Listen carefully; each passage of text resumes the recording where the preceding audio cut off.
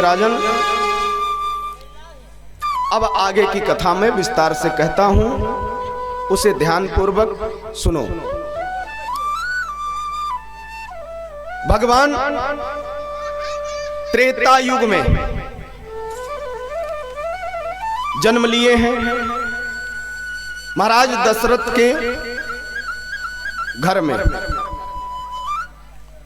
और वह कुल ऐसा कुल था जिसमें एक से एक राजा महाराजा हुए, एक से बढ़ के एक। उसी कुल में एक महाराज अम्बरीश हुए। महाराज अम्बरीश इतने बड़े दानी, इतने बड़े पुण्यात्मा कि जब तक दान करते नहीं थे तब तक जल नहीं पीते थे। और विशेषता उनमें यह थी कि एकादशी का व्रत करते थे, 2 एकादशी रहते थे, मास में दोनों एकादशी का व्रत किया करते थे। उनसे एक भी एकादशी छूटती नहीं थी। व्रत जब करते थे तो उनका नियम था, व्रत के बाद जब पारण का समय होता था तो जब तक ब्राह्मण ऋषियों को भोजन नहीं करा देते थे तब तक स्वयं पारण नहीं करते थे। समय व्यतीत हो रहा था। एक दिन एकादशी पड़ी और महाराज अम्बरीश एकादशी का व्रत करते हैं।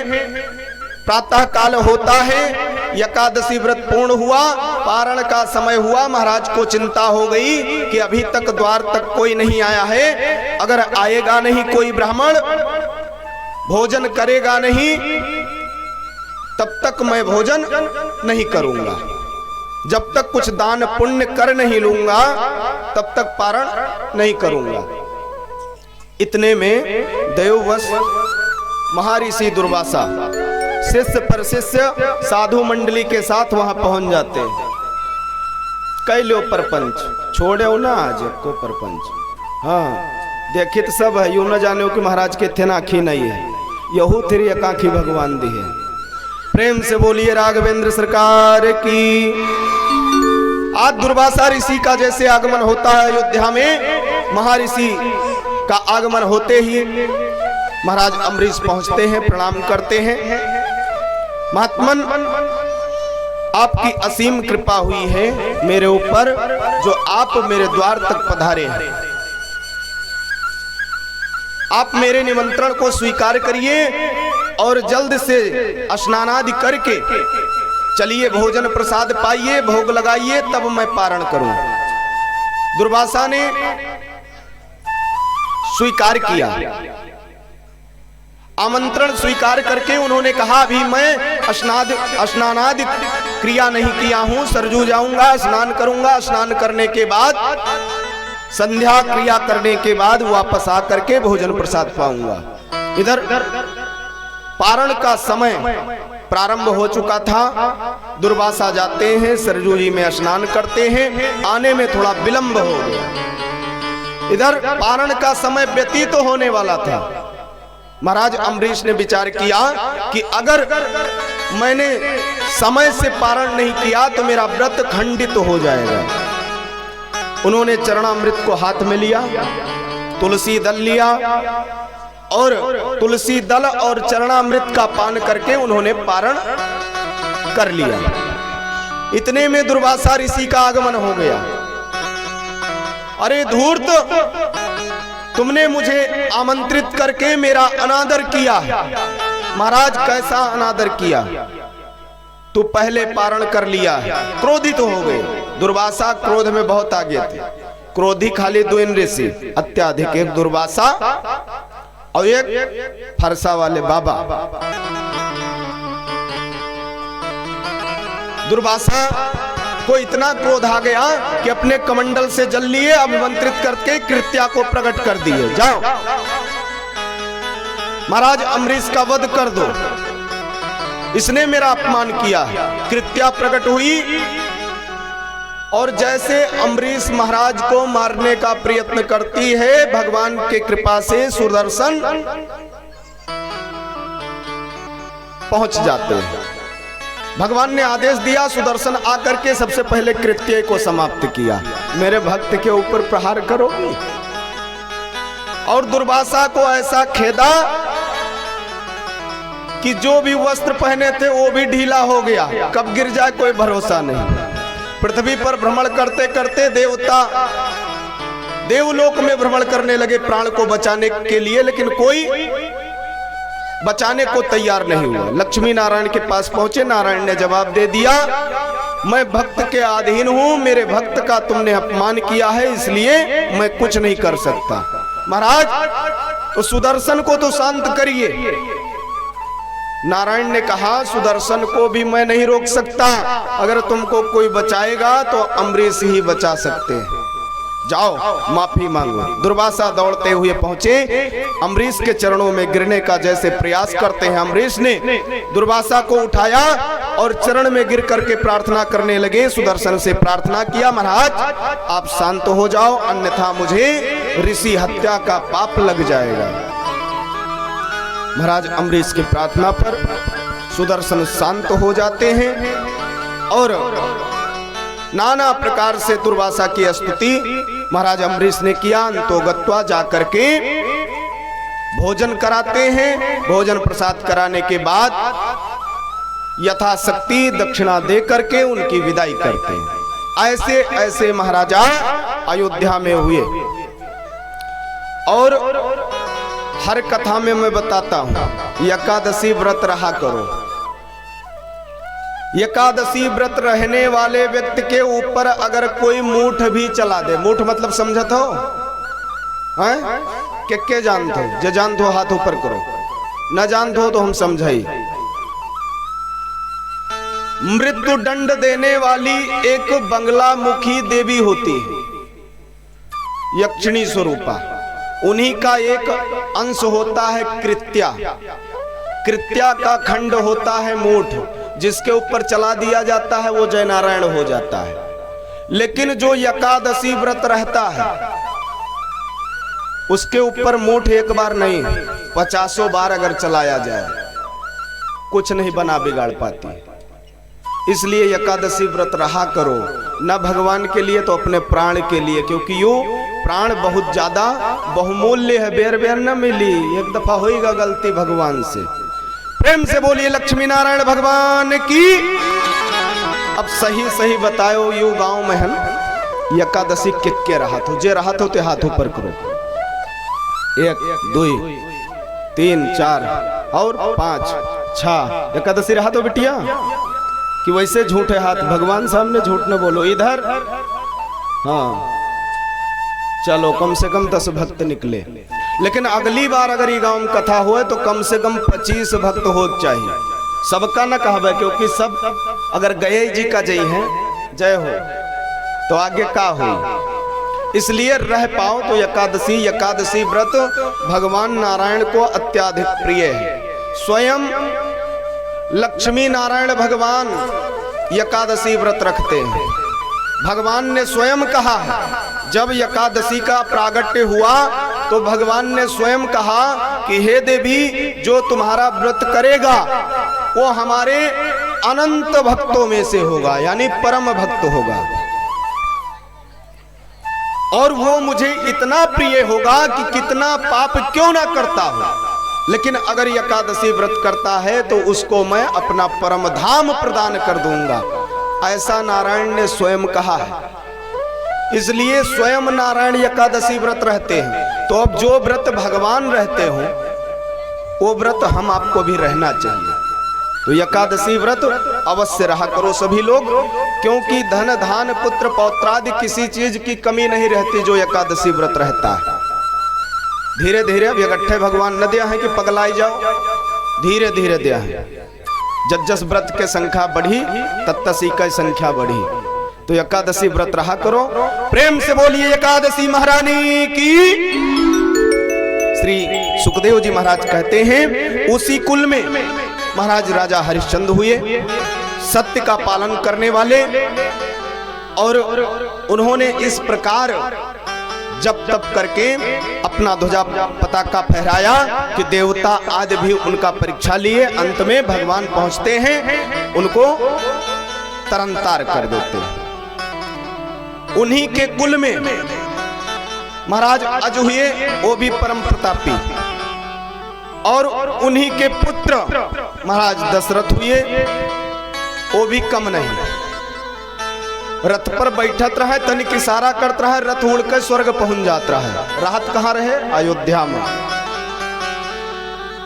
देवताओं और दैत्यों में जब संग्राम होता था, दैत्यों को हराने के लिए देवता आदि पहुंचते थे, महाराज से प्रार्थना करते थे, और महाराज दशरथ जाकर के युद्ध में सम्मिलित होते थे, देवताओं को विजय दिलाकर तभी वापस आते थे। ऐसे महाराज, लेकिन देववश जीवन व्यतीत हो रहा था। 3-3 रानियां,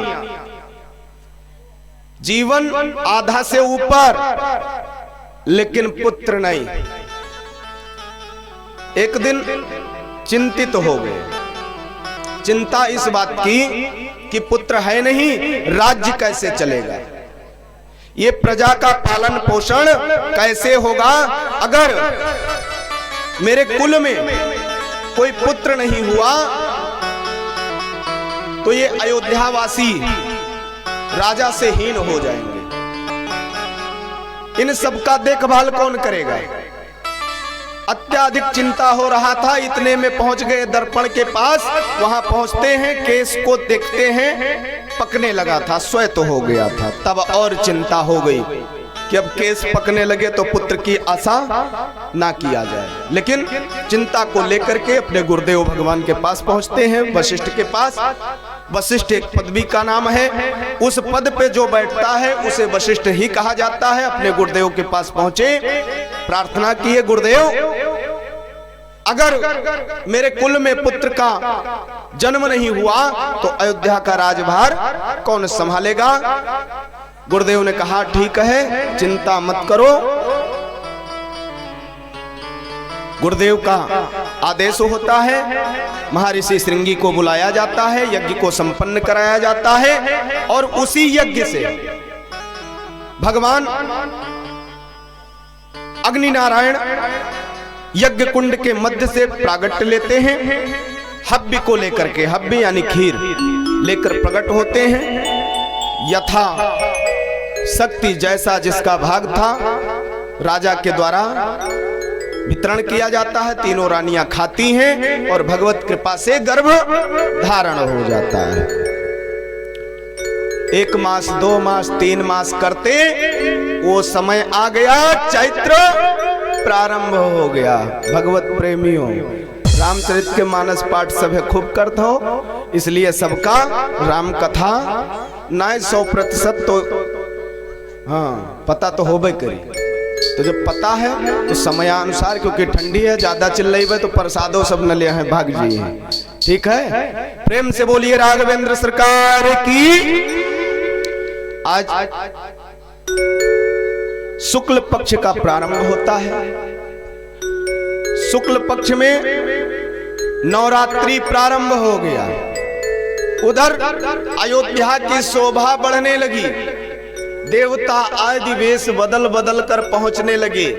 भगवान प्रागट्य लेने वाले हैं, कौन? श्री रामचंद्र जी। तो उनका स्वागत करना है। कोई आकाश मार्ग में आने से पहले वह पुष्प लेके खड़ा है कि भगवान का पहले वह स्वागत कर लूं, पता नहीं भीड़ अधिक हो जाए, ना जान पावे, ना पहचान पावे, तो पहले वह ड्यूटी दो। वो समय आ गया। नवरात्रि का 9वीं तिथि आ जाता है।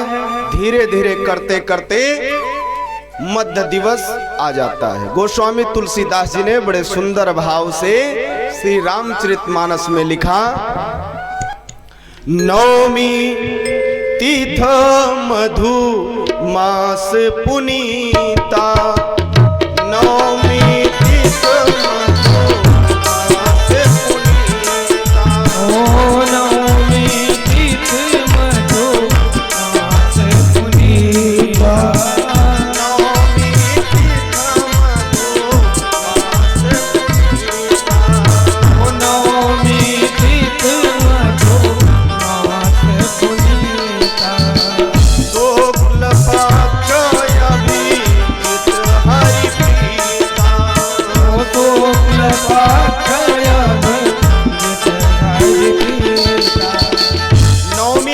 आ गई मधुमास यानी चैत्र का महीना, शुक्ल पक्ष, अभिजित नक्षत्र। अभिजित नक्षत्र भगवान को अत्याधिक प्रिय।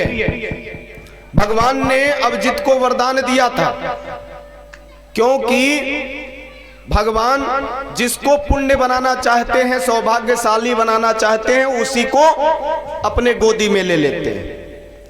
तो ऐसे समय पर मध्य दिवस अति शीत न घाम, मध्य दिवस अति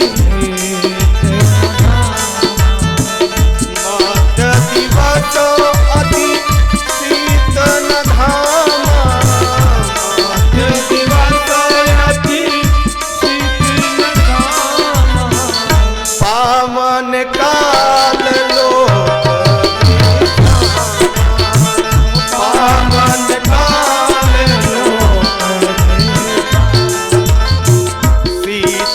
मंद सुरभि बहबाऊ,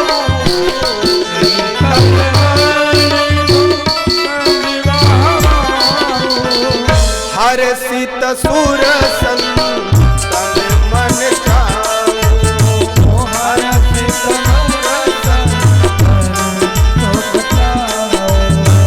मन कुसमित गिरि गण मनियारा,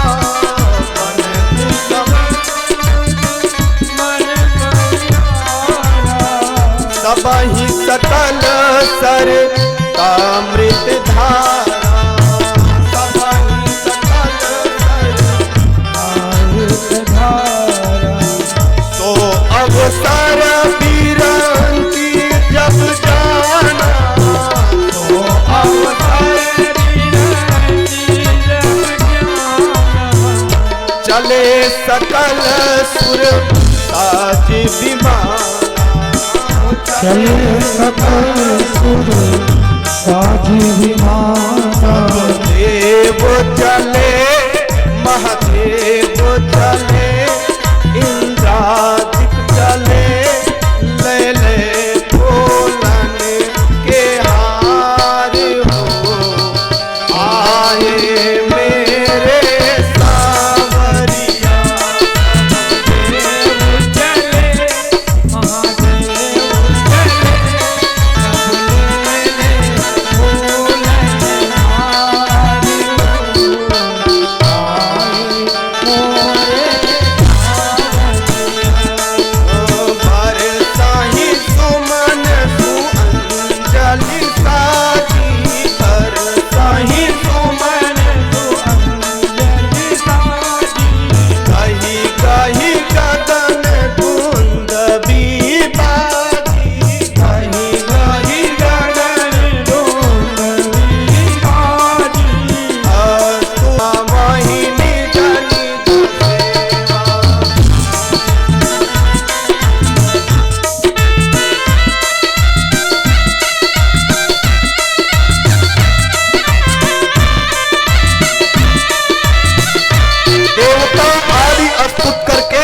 वापस पहुंचते हैं। इधर भगवान सुर समूह विनती करी, पहुंचे निज निज धाम, जग निवास प्रभु प्रगट आदि अपने अपने स्थान पर पहुंचे।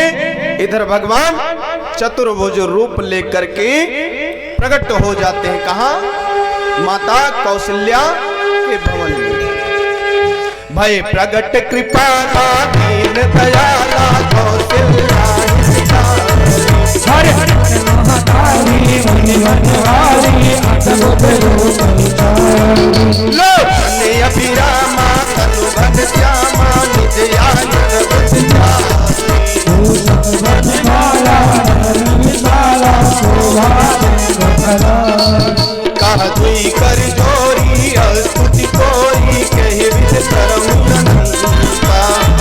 बुद्धि ज्ञाना वेद हमारा वेद पुराण गणना। करुणा सुख सागर सब गुण यागर जहि गावहि श्रुति संगीता। मोहित लागी जन पुरानी भयो भगत श्रीदाता। ब्रह्मांड निकाया निर्मित माया रोम रोम प्रतिवेद कहे।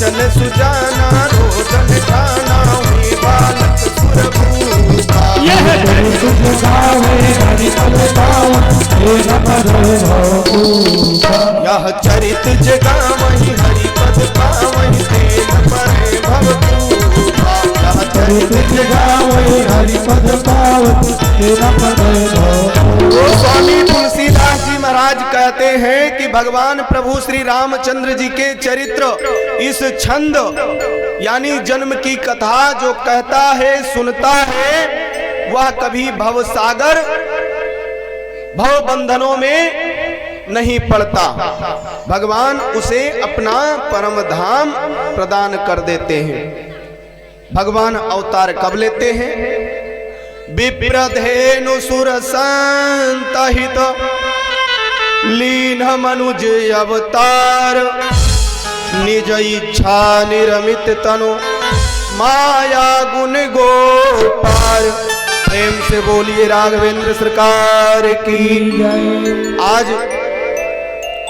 राजा परीक्षित ने कहा महाराज इस प्रकार महाराज दशरथ के यहाँ भगवान श्री रामचंद्र जी का जन्म होता है। भगवान के साथ साथ लखनलाल जी, भरत जी, शत्रुघ्न जी यानी चार पुत्र। इनकी लीला सभी भक्तों को पता है। जब भी मन करे हमारे घर पे आ जाना, रामचरित्र हम प्रेम से बैठ करके सुना देंगे क्योंकि समय है बहुत कम, है ना?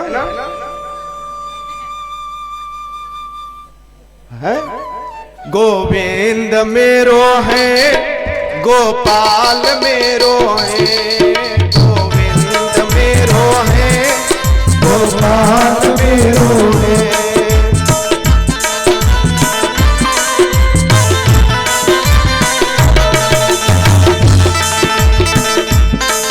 गोविंद मेरो है गोपाल मेरो है। गोपाल के बिहारी नंदलाल मेरो है। श्री बाल के बिहारी नंदलाल मेरो है। गोविंद मेरो है गोपाल मेरो है। गोविंद मेरो है गोपाल मेरो है।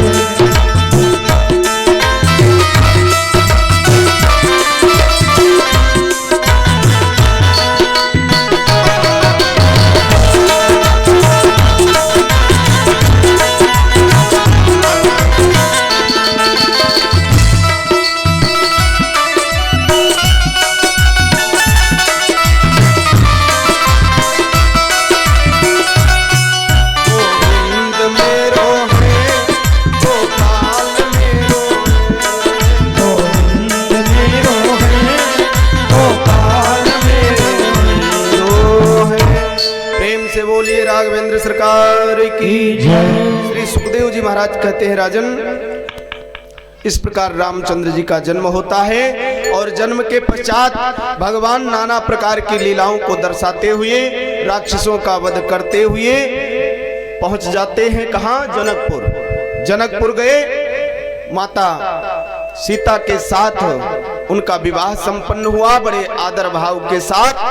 वहां से अयोध्या आए, अयोध्या से निकल पड़ते हैं राक्षसों का संहार करने के लिए लंका की तरफ। सीता का हरण हुआ, आगे आप सब जानते हैं। आज द्वापर युग और त्रेता का संधि का समय आ जाता है। भगवान इस धरा से व्यथित होकर के, यहाँ के जनों से व्यथित होकर के अपने स्वधाम को प्रस्थान करते हैं। जब संधि का समय आया, उधर त्रेता समाप्त होता है, द्वापर युग प्रारंभ हो जाता है। द्वापर युग में चंद्रवंश में परम प्रतापी महाराज उग्रसेन, महाराज उग्रसेन प्रजाओं का इस प्रकार पालन करते थे मानो मथुरा में किसी वैभव किसी सुख की कमी ना हो। स्वर्ग का जितना भी सुख था सर्वस्व सुख महाराज उग्रसेन के राज्य में मथुरा में। लेकिन देववश जब भगवान अपना कृपा बदलना चाहते हैं तो कुछ ना कुछ ऐसी माया प्रारंभ कर देते हैं कि सारा राज्य बदल जाता है। राज्य कब बदलता है? जब सत्य का पालन करने वाला राजा बदलता है, उसी समय राज्य का पालन पोषण करने की प्रक्रिया बदल जाती है। महाराज उग्रसेन की पत्नी पवन रेखा एक दिन सखियों के साथ पुष्प वाटिका भ्रमण करने के बहाने से निकलती हैं और भ्रमण करते करते वन के समीप पहुंच जाती हैं। उधर भगवान ने कृपा करना चाहा, क्योंकि जब तक दैत्य का अत्याचार बढ़ेगा नहीं, दुख बढ़ेगा नहीं, ब्राह्मणों पर अत्याचार बढ़ेगा नहीं, तब तक भगवान अवतार नहीं लेते। महाराज उग्रसेन की पत्नी वन में जैसे पहुंचती हैं, भयानक आंधी सा आ जाता है, बवंडर चलने लगा। उसी बवंडर के बीच में एक राक्षस जिसका नाम दुर्मलिक नाम का राक्षस वेश बदल करके महाराज उग्रसेन के रूप में पवन रेखा के पास पहुंच जाता है। शारीरिक प्रसंग को करते हुए जब पवन चलना बंद हो गया, वो वास्तविक रूप में प्रकट हो गया। पवन रेखा ने देखा कि ये तो दैत्य है, रुदन करने लगी। आपने मेरे साथ अत्याचार किया है, घोर पाप किया है। रुदन करते हुए उन्होंने प्रण कर लिया कि मैं अपने प्राण को त्याग दूंगी। उस दैत्य ने समझाया, देवी तुम चिंता मत करो, मैं राक्षस तो हूं, लेकिन तुम्हारे गर्भ में जो बालक होगा और तुम्हारे गर्भ से जो बालक उत्पन्न होगा तो दैत्य, लेकिन उसका वध करने के लिए भगवान श्री हरि स्वयं इस धरा पर अवतार लेंगे। पवन रेखा ने जब ऐसा सुना प्रसन्न हो गई। चलो कोई बात नहीं है, भले ही दैत्य होगा मेरा बालक, लेकिन मेरे कुल में ऐसा तो कोई है कि वो नारायण को ला सके। पवन रेखा सखियों के साथ वापस जाती हैं। इधर समय व्यतीत तो होने लगा। महाराज उग्रसेन से पवन रेखा ने कुछ भी नहीं बताया। समय बीत रहा था। आज भगवत कृपा से पवन रेखा के गर्भ से वह दैत्य का पुत्र कंस जन्म लेता है। कंस का जन्म जैसे हुआ पृथ्वी कांपने लगी, हाहाकार मच गया, आकाश मंडल से ध्वनि होने लगा, पृथ्वी भयभीत हो गई। ऐसी दशा को महाराज उग्रसेन ने जब देखा तो महाराज उग्रसेन साधु पुरुष थे, उनको पता चल गया कुछ नहीं, कुछ ना कुछ अनहोनी होने वाली है। समय व्यतीत हो रहा था। वही कंस जब धीरे धीरे बड़ा होता है, जैसे धुंधकारी था ठीक वैसे ही मथुरा में जब वह कंस खेलने के लिए निकलता था, बच्चों को पकड़ता था, मारता था, पीटता था, कुएं में ढकेल देता था। नाना प्रकार के अत्याचार उसके प्रारंभ हो गए। हर प्रकार से सबको दुख देना प्रारंभ कर दिया। थोड़ा और बड़ा हुआ, शिकायत आने लगी। शिकायत महाराज उग्रसेन के पास पहुंची। महाराज उग्रसेन ने विचार किया कि कंस को समझाया जाए। अगर ये ऐसे अत्याचार बढ़ाता रहा तो एक ना एक दिन अनर्थ होगा ही, निश्चित है। महाराज उग्रसेन एक दिन सिंहासन पर बैठे हुए थे। कंस को बुलाते हैं, पुत्र अत्याचार को बंद कर दो, तुम एक राजा के पुत्र हो। राजा के पुत्र को एक राजकुमार की भांति रहना चाहिए। जैसे राजा का धर्म होता है, उसी प्रकार राजा के पुत्र का धर्म होता है। ये जो प्रजा है, तुम्हारे सब भाई हैं, बंधु हैं, तुमको आगे चल करके इनका पालन पोषण करना है। कंस ने कहा सुनो महाराज, तुम्हारी बुद्धि बिगड़ गई है, अपने बाप को समझाना। अरे बाप तो थे ही नहीं, नाम के थे, और ऐसे पुत्र शंकर वर्णी होते हैं, शंकर वर्णी। अब आप सब जानो, उन्हें बप्पा का मार्थ है ज्यादा। प्रेम से बोलिए राघवेंद्र सरकार की। उसने कहा सुनिए महाराज, आपको राजपाट चलाने की बुद्धि चली गई है, अब आपके पास बची ही नहीं है। बढ़ोती आ गया है, शांति से भजन करो, ना हो पावे चकाचक खाओ, लेटे रहो, सिंहासन से उतरो। महाराज उग्रसेन को क्रोध आ गया, उन्होंने दंड देने को सोचा। कंस पहुंचा, हाथ पकड़ करके सिंहासन से नीचे कर दिया। अब राज्य को मैं चलाऊंगा, राजा मैं बनूंगा। अब बेचारे बुजुर्ग तो थे ही, बाप अगर बूढ़ा है, सेवा नहीं करोगे, धक्का दोगे, मारोगे, पीटोगे, तो वो तो असमर्थ ही है। सबसे बड़ा पाप उनका यही है कि उन्होंने विवाह किया और हम आपको जन्म दिलाया। सबसे बड़ी भूल उनकी वही है, विवाह नहीं करते, बाबा बन जाते, काहे को मार खाते। प्रेम से बोलिए राघवेंद्र सरकार की जय। तो बच्चे ध्यान रखो, बाप के ऊपर कबू हाँ कुछ कहो ना। माता पिता देवी देवता होते हैं, उनकी पूजा करो, न पूजा करो तो कम से कम मारो तो ना। आज कंस ने जैसे महाराज उग्रसेन को सिंहासन से नीचे किया, महाराज उग्रसेन रुदन करने लगे। सैनिक सब दौड़ते हैं। कंस ने आदेश दिया कि जो भी किनारे आ जाएगा सबको बंदी बना के जेल में डाल दिया जाएगा। महाराज उग्रसेन ने सोचा कि अगर मैं और कुछ बोलूंगा तो अभी ये सिंहासन से उतारा है, कहीं अगर बंद कर दिया तो भूखा मर जाऊंगा। शांत हो गए। इतना अत्याचार उसका बढ़ा कि नगर में कोई भी कंस के सन्मुख खड़ा नहीं होता था। जब कोई नहीं खड़ा होता था, कंस अगर किसी कार्य के लिए किसी को बुलावे तो डरकन मारे नहीं आते थे लोग। क्यों? पता नहीं कौन सा दंड दे दे, भाग खड़े होते थे। कंस ने विचार किया कि अगर मेरे महल तक कोई नहीं आएगा, मुझसे डरते रहे सब, तो राजपाट कैसे चलेगा। इसलिए कुछ षड्यंत्र रचो। षड्यंत्र कैसा? देवकी का विवाह का आयोजन किया और उसमें उसने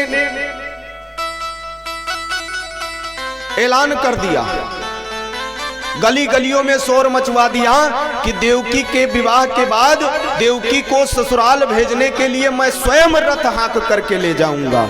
अब जो प्रजा कंस को देखकर डरती थी वही जय जयकार करने लगी। अरे महाराज, कंस को तो हम सब बहुत अत्याचारी समझते थे, वो तो बहुत बड़ा दयालु है। बताओ, बहन सगी बहन नहीं है, फिर भी विवाह करके बहन को स्वयं भेजने के लिए जाएगा। बहुत बड़ा कृपालु है, बहुत बड़ा दयालु है। आज कंस का जय जयकार होने लगा। जब कंस का जय जयकार होना प्रारंभ हुआ, देवता आदि सोचने लगे कि अगर इसका अत्याचार नहीं बढ़ेगा तो आफत हो जाएगी, क्योंकि जब तक दैत्य का अत्याचार बढ़ता नहीं तब तक भगवान अवतार लेते नहीं। भगवान ने कहा ठीक है, तुम अपन माया चलाते रहो, जब हम माया चलाएंगे पल में पूरी बुद्धि पलट जाएगी। विवाह आज वसुदेव के साथ देवकी का प्रारंभ होता है। भगवत कृपा से वसुदेव जी के साथ विवाह संपन्न हो जाता है। आज रथ पे देवकी वसुदेव को बिठाया, रथ स्वयं हाँक रहा है। जैसे मथुरा के गलियों से निकला, देवताओं ने कहा अब ऐसा समय दोबारा नहीं आएगा, क्योंकि अब रथ भीड़ में पहुंच गया है। भीड़ में जैसे रथ पहुंचा, आकाशवाणी हुई, अरे मूर्ख कंस,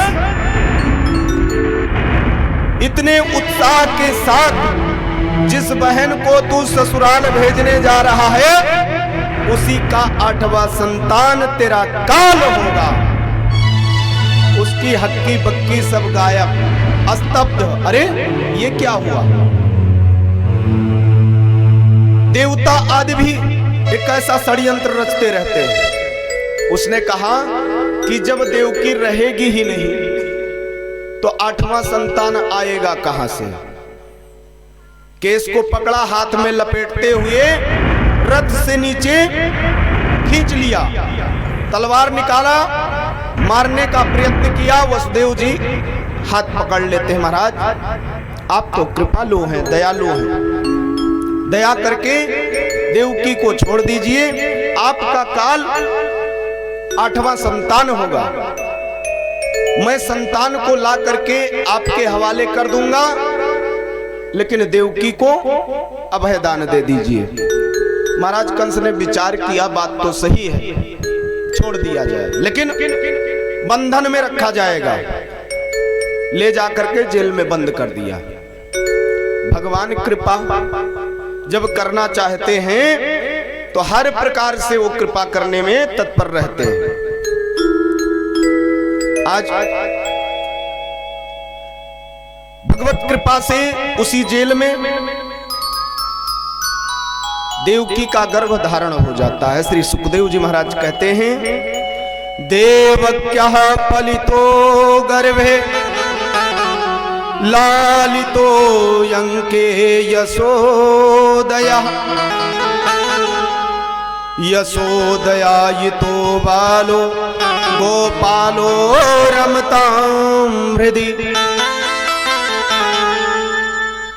देवकी के गर्भ में प्रथम बालक आया, समय अनुसार उसका जन्म होता है। इधर वसुदेव जी ने विचार किया कि मैंने महाराज को वचन दिया है, अब इस बालक को ले जाकर के मैं महाराज के हाथों में दूंगा, महाराज को रखना होगा तो रखेंगे, मारना होगा मारेंगे। बालक को हाथ में लेते हैं, गोदी में लेकर के और पहुंच जाते हैं महाराज के दरबार में।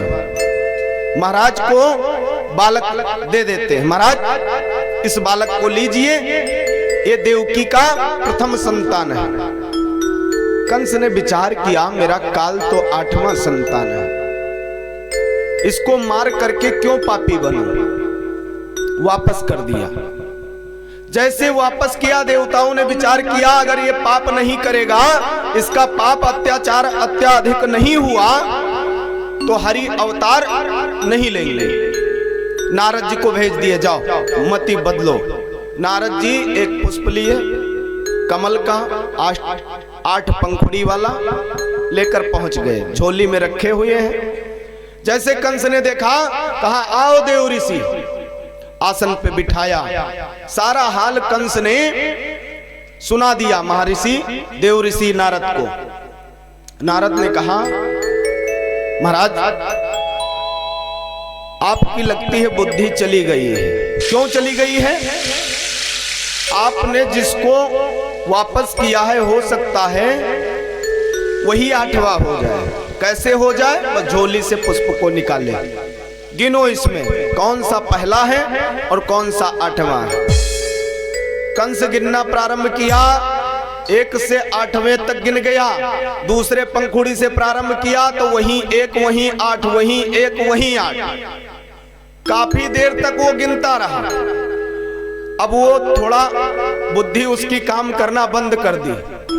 नारद जी को लगा कि अब कुछ नहीं, इसका मति बदल रहा है, थोड़ा पसीना आ गया है मुखमंडल पे। पुष्प हाथ में लिए और कहे कि अगर गिनना हो तो लो, मैं चल रहा हूं, दूसरे जगह जाना है। वो पुष्प दे करके वहां से श्रीमन नारायण नारायण नारायण, श्रीमन नारायण नारायण नारायण, श्रीमन नारायण नारायण नारायण, श्रीमन नारायण नारायण नारायण, भजमन नारायण नारायण नारायण, भजमन नारायण नारायण नारायण। प्रेम से बोलिए लक्ष्मी नारायण भगवान की जय। समय व्यतीत हो रहा था। इधर कंस जब व्याकुल हो गया, उसे हर एक पंखुड़ी प्रथम प्रतीत होती है, हर एक पंखुड़ी अष्टम। तुरंत सैनिक को बुलाया, जाओ वसुदेव को बुलाओ, और बुलाओ ही नहीं अपितु साथ में कहना कि उस बालक को भी लेकर आवे। वसुदेव जी बालक को लेकर के पहुंच जाते हैं। उसने जैसे बालक को हाथ में लिया उसका वध कर दिया। इस प्रकार देवकी के गर्भ से 6 पुत्रों का जन्म हुआ और कंस 6 पुत्रों का वध किया। 7वां पुत्र देवकी के गर्भ में आया। भगवान ने अपने कृपा से, अपने माया से गर्भ को बदल दिया, गर्भ परिवर्तित। कंस समझ नहीं सका, मथुरा में हल्ला हो गया कि देवकी का 7वां संतान क्षीण हो चुका है। क्षीण मतलब गर्भ में ही मर चुका है। लेकिन वह संतान भगवान के कृपा से, माया से गोकुल पहुंच चुका था, रोहिणी के गर्भ में। आज भगवान की कृपा से भगवान देवकी के 8वें पुत्र के रूप में देवकी के गर्भ में प्रविष्ट करते हैं और समय व्यतीत तो होने लगता है। बंधु, श्री सुखदेव जी महाराज कहते हैं, राजन, इस प्रकार देवताओं के प्रार्थना पर भगवान उस प्रार्थना को स्वीकार किए। जब अत्याचार अधिक हो गया कंस का, पृथ्वी रुदन करते हुए भगवान के पास पहुंची, प्रार्थना की। भगवान ने सबका प्रार्थना स्वीकार करके देवकी के गर्भ में प्रविष्ट होते हैं। समय बीतने लगता है। प्रेम से बोलिए राघवेंद्र सरकार की। आप सब एक भजन का आनंद लेंगे। उसके बाद यजमान महोदय 2-4 लोग तैयार हो जाओ, लैया वितरण करवा दो। भक्तगण याद रखना, खास करके बच्चे, लैया पहलवे न फाँक ली हो, उका भगवान के ऊपर चढ़ावे के, ठीक है। बाद में जब प्रसाद मिली थैली में बांध के तब प्रसाद ले जाओ, तो कह सोचो कि प्रसादवा मनो महाराज पहलवे बंटवाए देते हैं। तो लैया वितरण करवा दीजिए, तब तक इधर आप सब एक भजन का आनंद लीजिए। अभी तो भगवान गर्भ में आए हैं, लीला बहुत बाकी है। बोलो राघवेंद्र सरकार की। आप सभी लोग मीठी मीठी तालियों के साथ भजन का आनंद लीजिए। सिया रघुराई मोरे, शांति बना के बैठे रहो। मात्र 4 लोग उठो, 4 लोग का नयनवा में बसी जाओ। सिया रघुराई नयनवा में बसी जाओ। सिया रघुराई। यजमान महोदय, सूप, हीरा, कसिया, एक मटका लैके यहाँ धई जाओ। सिया रघुराई बोले, सिया रघुराई नयनवा में बसी जाओ। सिया रघुराई नयनवा में बसी जाओ।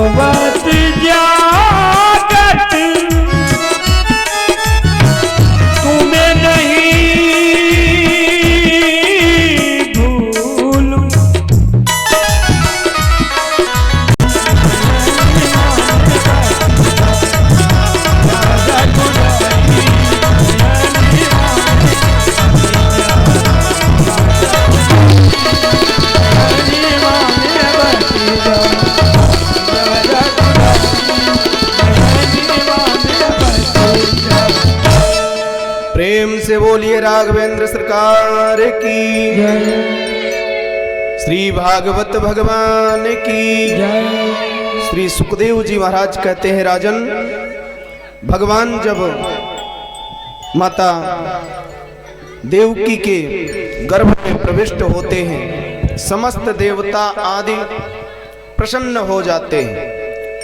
समय बीतने लगा। आज मथुरा में बंदी बने हुए हैं। पहरेदार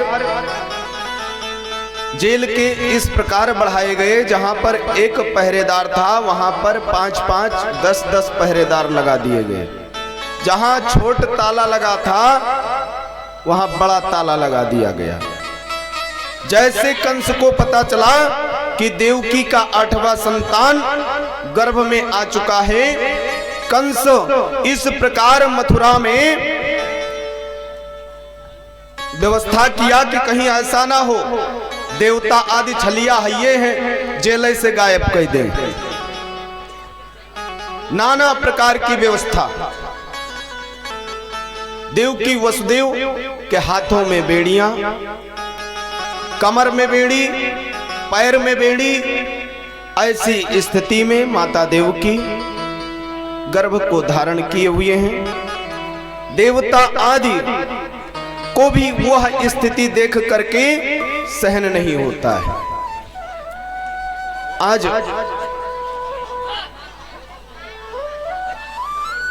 भगवान सप्तमो वैष्णवं धाम यमुनन्तं प्रचक्षचे गर्भो बभूव देवक्या हर्ष शोक विवर्धकाः। श्री सुखदेव जी महाराज कहते हैं, जब कंस ने देवकी के एक एक करके 6 पुत्रों का वध किया था, उसी समय उसने प्रण कर लिया था कि मैं इस प्रकार 8म पुत्र का वध करूंगा कि पूरी पृथ्वी अपितु देव भी घबरा जाएंगे। ऐसा विचार करके वो बैठा था। लेकिन भगवान को कौन मार सकता है? भगवान स्वयं निज इच्छा निर्मित तनु माया गुण गोपार। भगवान अपने इच्छा से जन्म लेते हैं, अपने इच्छा से स्वधाम प्रस्थान करते हैं, और जब भी जन्म लेते हैं या प्रागट्य लेते हैं, यदा यदा ही धर्मस्य ग्लानिर्भवत भारत, जब जब धर्म की हानि हुई है, ब्राह्मणों पर अत्याचार हुआ है, पृथ्वी पापमय होने लगी है, उसी समय भगवान ने अवतार लेकर के और इस पृथ्वी का भार पाप को पृथ्वी से दूर किया। इधर भगवन्नापि विश्वात्मा विदित्वा कंसजं भयम यदूनानि जनाथानां योग मायां समादितम। उधर भगवान अपने योग माया के द्वारा लीला करना चाहते हैं, और हर प्रकार से आज जो भी गुण है, सारे गुण से भगवान संपन्न होकर के देवकी के गर्भ से प्रागट्य लेना चाहते हैं। वैसे तो भगवान ही सत्य हैं, पृथ्वी पर जो भी सब असत्य है। भगवान के सिवा, नारायण के सिवा भगवान का जो व्रत है सत्य है। भगवान की लीला सत्य है। भगवान जो भी चरित्र करते हैं, जो भी लीला दिखाते हैं, हम आप जीवों को उसमें क्षणिक मात्र संदेह नहीं करना है, क्योंकि स्पष्ट बताया गया, सत्य व्रतम सत्य परम त्रिसत्यम सत्यस्य योनिम निहितम च सत्य। भगवान की जितनी भी लीलाएं हैं सब सत्य हैं। भगवान के प्रत्येक अंग मधुराति मधुर है, मधुर ही नहीं मधुराति मधुर। आज भगवान लीला करना चाहते हैं और नवम मास प्रारंभ हो जाता है। बंधुओं, देवकी के गर्भ में भगवान को आए 9 मास प्रारंभ हो चुके। देवकी के ऊपर इतना अत्याचार कंस किया, गर्भवती स्त्री के कमर में मोटी बेड़ी बांध दिया जाए, उसके ऊपर क्या बीतेगा। देवकी नेत्रों में अश्रु लिए हुए रुदन करती हैं, भगवान से प्रार्थना करती हैं, प्रभु अगर आप आना है, आप आना चाहते हो तो अब देरी मत करो, अति शीघ्र आ जाओ, क्योंकि अब कंस का अत्याचार सहन नहीं होता है। भारत में फिर से आ जाओ, भारत में फिर से आ जाओ, बंसी बजाने वाले भारत में फिर से आ जाओ, गिरिवर उठाने वाले भारत में फिर से आ जाओ, गिरिवर उठाने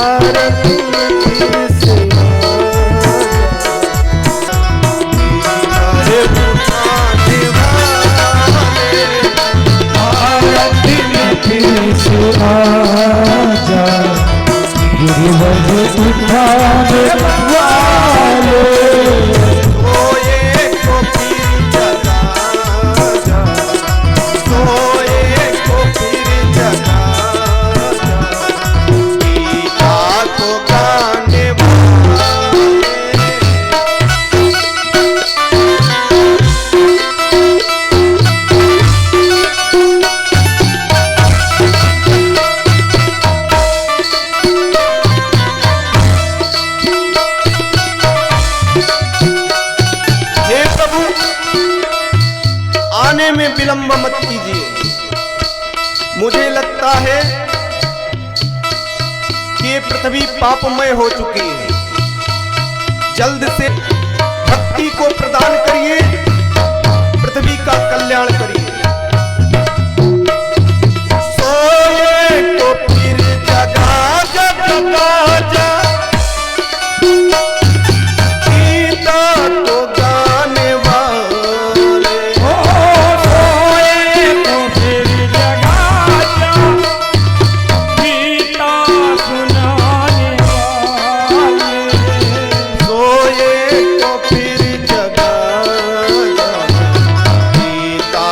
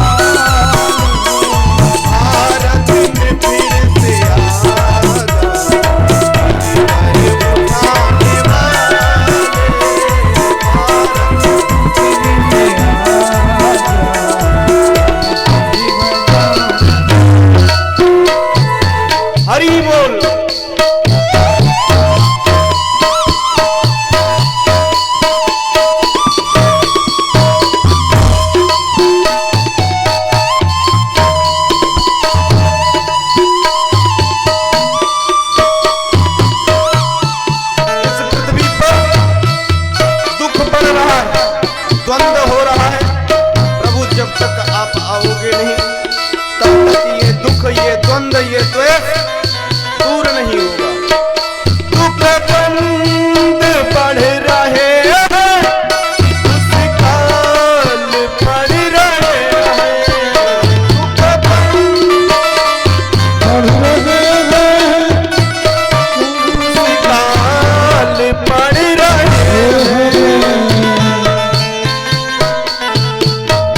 दुख द्वंद बढ़ रहे हैं, दुष्काल पड़ रहे हैं, दुख दर्द बढ़ रहे हैं, बढ़ रहे हैं।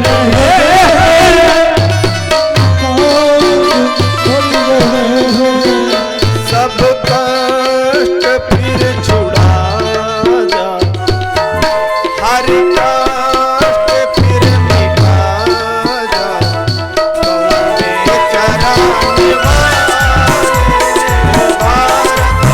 फिर से आजा मधुरी बजाने दोनों हाथ ऊपर करिए, मीठी मीठी तालियों के साथ भजन का आनंद लीजिए।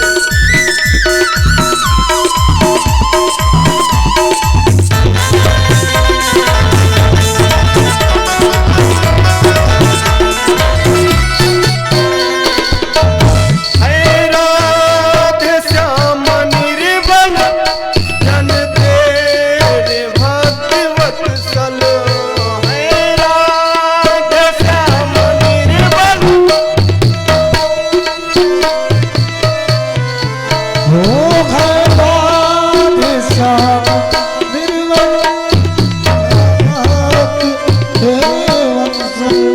हे राधे श्याम निर्बल निर्बल जन तेरे भक्त वत्सल, बिगड़ी को फिर बना जा, बिगड़ी को फिर बना जा, बिगड़ी को फिर बना जा, बिगड़ी बनाने वाले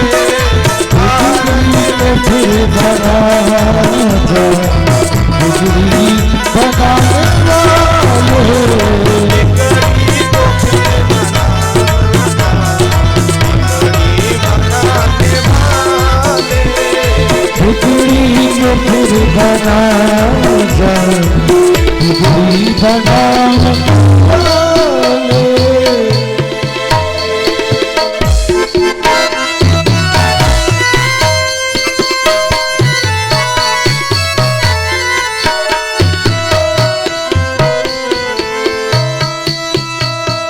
भारत में फिर से आजा आजा गिरवर उठाने वाले, भारत में फिर से आजा आजा बिजली उठाने वाले।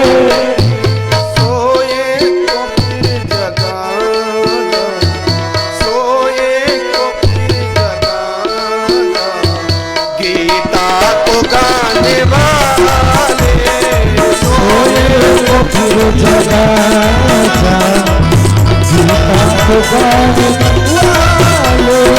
सोए को फिर जगा जा, गीता को गाने वाले, सोए को फिर जगा जा गीता को गाने वाले। भारत में फिर से आजा गिरवर उठाने वाले, भारत में फिर से आजा गीता से बिगड़ी को फिर बना जा, बिगड़ी बनाने वाले बिजली को फिर बना जा बिजली बनाने वाले। प्रेम से बोलिए राघवेंद्र सरकार की जय। श्री द्वारिकाधीश भगवान की। जय तो भगवान ऐसे नहीं है, आप सब मुंह बंद कई के बैठे हो, जब तक भगवान कहन चिल्लाए चिल्लाए न बलई हो तब तक आवे वाले नहीं हैं। और भगवान सरलता के साथ आते हैं कब? कोई भी व्यक्ति या जीव राधा का नाम ले ले कि भगवान सब काम धंधा छोड़ के दौड़ पड़ते। तो आज श्री सुखदेव जी महाराज कहते हैं, राजन भगवान आज गर्भ में नवम मास उनका प्रारंभ होता है। मथुरा की शोभा है तो जेल में, कारागार में, लेकिन उनकी छटा, उनकी प्रभा, उनकी दिव्यता पूरे मथुरा को प्रकाशमय बना रही है। भगवान की असीम कृपा मानो मथुरा में होने वाली है। भाद्रपद मास कृष्ण पक्ष अष्टमी तिथि, दिन बुधवार, नक्षत्र रोहिणी। रोहिणी नक्षत्र की उस रात प्रारंभ होती है। रात के मध्य में भगवान ने विचार किया कि दिवस में राजाओं के यहाँ जन्म लिया था अवध में, तो वहां सब आनंदित तो हो गए थे, लेकिन यहां अगर मैं दिन में जन्म लिया तो कंस छोड़ेगा नहीं, इसलिए रात्रि में चलो। तो आज भगवान ने रात्रि को चुना है और रात्रि का समय मध्यरात्रि ठीक 12 बजे भगवान आने को सोचते हैं और उसी कारागार के अंदर चतुर्भुज रूप लेकर के प्रकट हो जाते हैं। राधे राधे राधे राधे जपो चले आएंगे बिहारी, राधे राधे जपो चले आएंगे बिहारी, राधे राधे जपो चले आएंगे बिहारी, राधे राधे जपो चले आएंगे बिहारी, आएंगे बिहारी चले आएंगे बिहारी, आएंगे बिहारी चले आएंगे बिहारी, राधे राधे। हाथ ऊपर करिए, खड़े हो जाओ, खड़े हो सभी लोग, आप लोग खड़े हो जाइए। जो नृत्य भी करना चाहते हो कर जेल में भगवान आ गए और आप लोग स्थान छोड़कर खड़े नहीं हो पा रहे हैं। हाँ। अल्लाह नहीं, ये बांध के पीछे, हाँ बांध के पीछे रहो। ये लड़के इनको पीछे करो। हाँ हाँ, हाथ ऊपर करो, लाइट देखे रहो तो मार देख कर। हाँ। राधे राधे जपो चले आएंगे बिहारी, राधे राधे जपो चले आएंगे बिहारी, राधे राधे जपो चले आएंगे बिहारी, राधे राधे जपो चले आएंगे बिहारी, आएंगे बिहारी चले आएंगे बिहारी, राधे राधे राधे राधे राधे राधे जपो चले आएंगे बिहारी।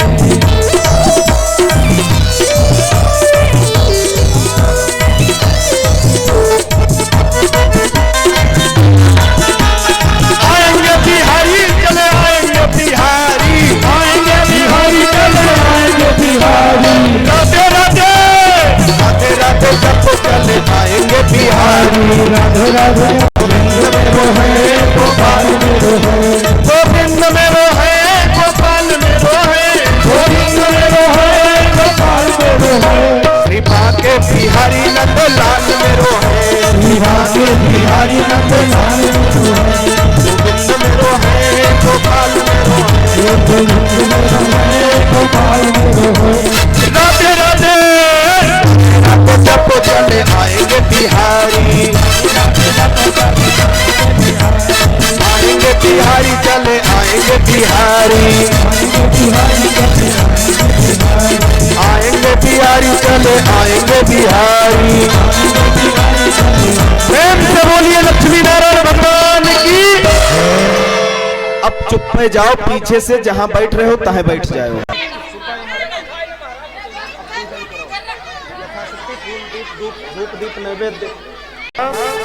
तमद्भूतं बालकं भुजे क्षणं चतुर्भुजं शंख गदायुधा युधायुधं श्रीवत्सललक्षं गलशोभिकौस्तुभं पीतांबरं सांद्र पयोदशोभगम। भगवान पीला पीतांबर धारण किए हुए, शंख चक्र गदा से सुशोभित, बैजंती माल गले में सुशोभित है। ऐसे में वहां उपस्थित होते हैं। माता ने कहा, प्रभु आप ये चतुर्भुज रूप लेकर आए हैं, मैंने देख करके जीवन धन्य हो गया, मेरा जीवन धन्य हो गया है। अब आप बाल रूप में आइए और बाल रूप में आकर के मार्गदर्शन पहले करके जाइए। भगवान ने कहा, चिंता मत करो, मैं अभी अपने कृपा से इस कारागार को खोल दूंगा, बेड़ियां खुल जाएंगी। भगवत कृपा से वहीं पर एक सूपा प्रकट हो जाता है। भगवान प्रेम पूर्वक वहां से आज हर प्रकार से भगवान ने जैसा बताया था माया के द्वारा आज सूपा प्रकट हुआ। भगवान अंतर ध्यान हुए। भगवान के कथना अनुसार जब बाल रूप में भगवान आते हैं, वसुदेव जी की बेड़ी खुल जाती है। देवकी की बेड़ी खुल गई, द्वार खुल गया, पहरेदार सब पहलवे से सो गए थे। आज भगवान को लेकर के, भगवान के ही कथना अनुसार लेकर के वसुदेव जी लेकर गोकुल के लिए प्रस्थान करते हैं। आज की कथा यहीं तक। कल भगवान किस प्रकार दर्शाते हैं आप सब कथा में श्रवण करेंगे। आज जन्म उत्सव का आनंद लीजिए। प्रेम से बोलिए बाल कृष्ण भगवान की जय, द्वारिकाधीश भगवान की।